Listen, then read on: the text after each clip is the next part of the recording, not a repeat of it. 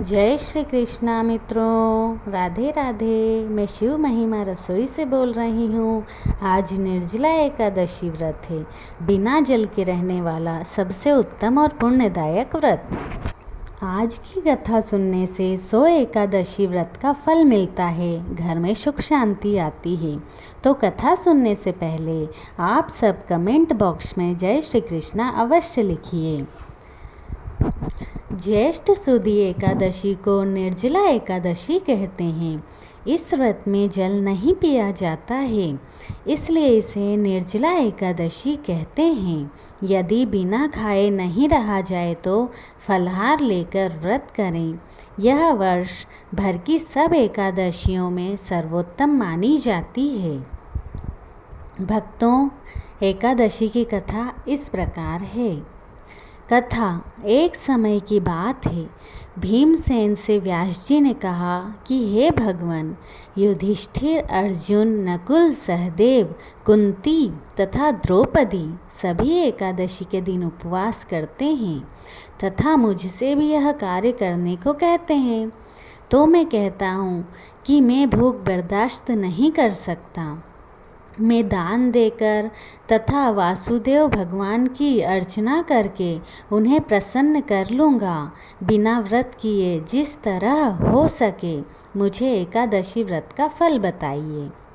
मैं बिना काया क्लेश के ही फल चाहता हूँ। इस पर वेद व्यास बोले, हे भीमसेन, यदि तुम्हें स्वर्ग लोक प्रिय है तथा नरक से सुरक्षित रहना चाहते हो तो दोनों एकादशियों का व्रत रखना होगा। भीमसेन बोले, हे देव, एक समय के भोजन करने से तो मेरा काम न चल सकेगा। मेरे उदर में व्रक नामक अग्नि निरंतर प्रज्वलित रहती है। पर्याप्त भोजन करने पर भी मेरी क्षुधा शांत नहीं होती। हे ऋषिवर, आप कृपा करके मुझे ऐसा व्रत बतलाइए कि जिसके करने मात्र से मेरा कल्याण हो सके। व्यास जी बोले, हे भद्र, ज्येष्ठ की एकादशी को निर्जल व्रत कीजिए। स्नान आचमन में जल ग्रहण कर सकते हैं, अन्न बिल्कुल ग्रहण नहीं कीजिए। अन्न आहार लेने से व्रत खंडित हो जाता है।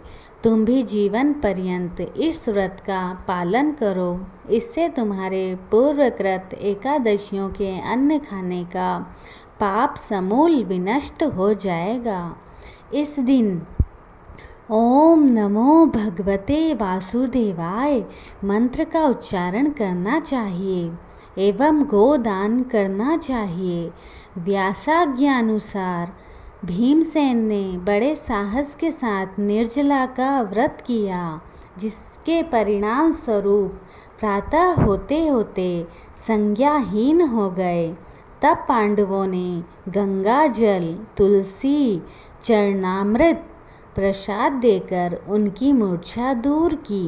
तभी से भीमसेन पाप मुक्त हो गए, इसलिए इसे भीमसेन एकादशी भी कहा जाता है। भक्तों, इस व्रत की कथा यहाँ संपूर्ण हुई। भक्तों, अब इसका पूजा विधि विधान हम सुन लेते हैं। इस दिन सब मटके में जल भरकर उसे ढक्कन से ढक दें और ढक्कन में चीनी व दक्षिणा, फल इत्यादि रखकर दें। जिस ब्राह्मण को मटका दें उसी ब्राह्मण को एक एक सीध और शरबत दें। स्त्रियों को इस दिन मेहंदी लगाकर, नथ पहनकर, ओढ़नी ओढ़कर बायना निकालना चाहिए। एक मिट्टी के घड़े में जल भरकर ढक्कन में चीनी, रुपया रखकर तथा भाईने के साथ आम रखकर और करवे पर रोली से सातिया बनाकर ढक्कन से ढक दें। फिर हाथ फेरकर सासू जी के पैर छूकर दे दें। भक्तों, ये तो विधि विधान है, पर आपको जैसे भी लगे यह व्रत आप कर सकते हैं अपनी सुविधा के अनुसार। अगर आपको कथा पसंद आई हो तो लाइक शेयर एंड सब्सक्राइब ज़रूर करें। कमेंट बॉक्स में जय श्री कृष्णा लिखें। भगवान आपकी मनोकामना पूर्ण करें। धन्यवाद।